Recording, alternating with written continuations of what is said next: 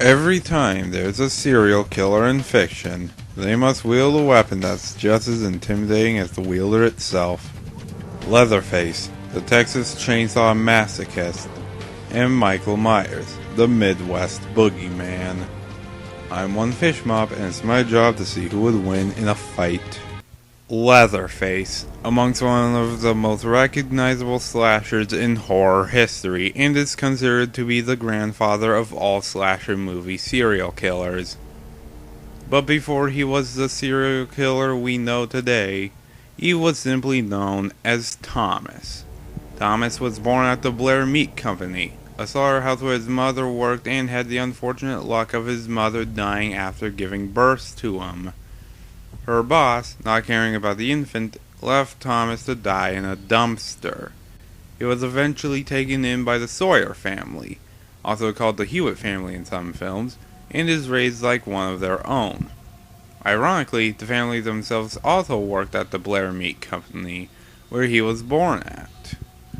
And as a result, Thomas worked there as an employee. But after losing their jobs, Leatherface and his family switched to kidnapping people, murdering them, and butchering their flesh. As a film slasher, Leatherface has great stamina and durability. He has been hit with a wrench in the head, both sliced and injured by a chainsaw, and was able to keep on fighting like nothing happened to him, and has been hit in the head and knocked out multiple times with no ill effects. But even though he doesn't have that many physical abilities, he doesn't really need them, because his main murder weapon usually gets the job done perfectly on its own. His chainsaw.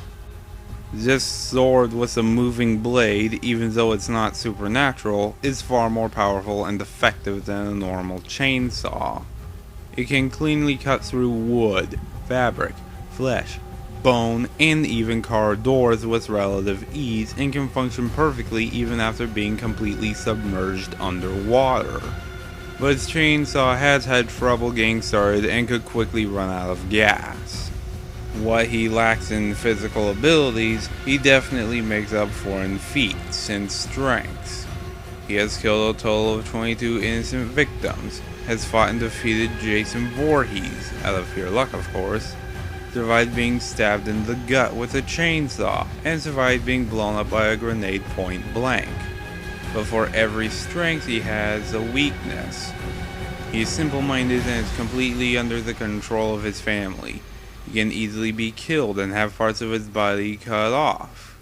And he is intellectually disabled, is inflicted with skin cancer, and can get very upset, even by the littlest of things. But either way, Leatherface is considered one of the deadliest slasher villains out there. This one doesn't even need any introduction. He is the character that popularized and defined slasher films to come in the following years after his big screen debut. But in case if you've never heard of him before, his name is Michael Myers. As a 6-year-old child, Michael took his first victim, his older sister Judith Myers. After this action, he was subsequently admitted into a psychiatric hospital for nearly 15 years. Eventually, Myers broke out of his captivity, and for the next 23 years, hunted down and killed the rest of his family. Eventually, at some point, he was even cursed by the Cult of Thorns to become an embodiment of pure evil. As a slasher villain, he has several abilities to use. He has enormous strengths. He is strong enough to pick up entire human beings, is strong enough to shove blunt objects clean through people, can crush people's skulls with his bare hands, and lift a tombstone out of the ground.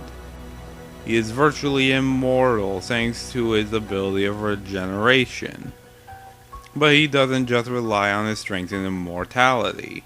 He is an expert at stealth, an expert mass murderer, and has some degree of precognition. But unlike some other slasher villains, Michael Myers actually uses his intelligence. He knows just how to get you, and he takes his time to do it. He prefers stalking his victims much like a predator, and has utilized disguises in the past. But he doesn't just kill his victims with his bare hands. he has his own murder weapon, the butcher knife. This knife is his weapon of choice, and throughout the years he has become very good with it, and he usually uses it by pinning his victims to a wall with it, then killing them. Michael Myers is definitely one of the most dangerous slasher villains of all time. He will use anything and everything nearby him as a weapon, escaped a mental hospital at a young age, and has survived being shot several times, falling out of a window, being stabbed multiple times, having a car crash into him, being caught in an explosion, being hung, and electrocuted. But he is not perfect. He is incredibly slow, and if he dies, he will take a whole year to come back to life. But still, Michael is one of the deadliest villains in fiction for a reason.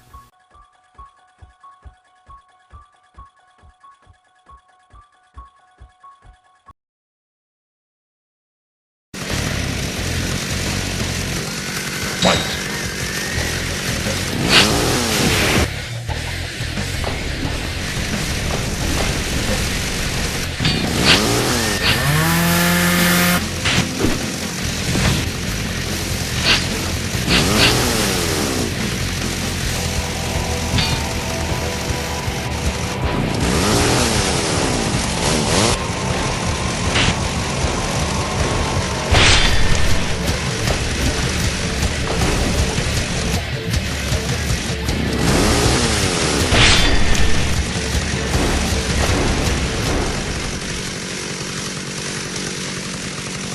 So why did Michael Myers win?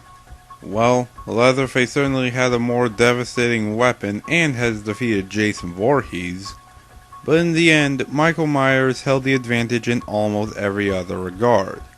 His knife was a far more practical weapon than Leatherface's chainsaw. He was far stronger, was able to take any and all punishment given to him by Leatherface, is practically immortal, far more intelligent, has survived worse situations, and unlike Leatherface, Michael did all of his murders on his own. So in short, Michael was just smarter, stronger, more durable, more experienced, and had a better weapon than Leatherface. The winner is Michael Myers.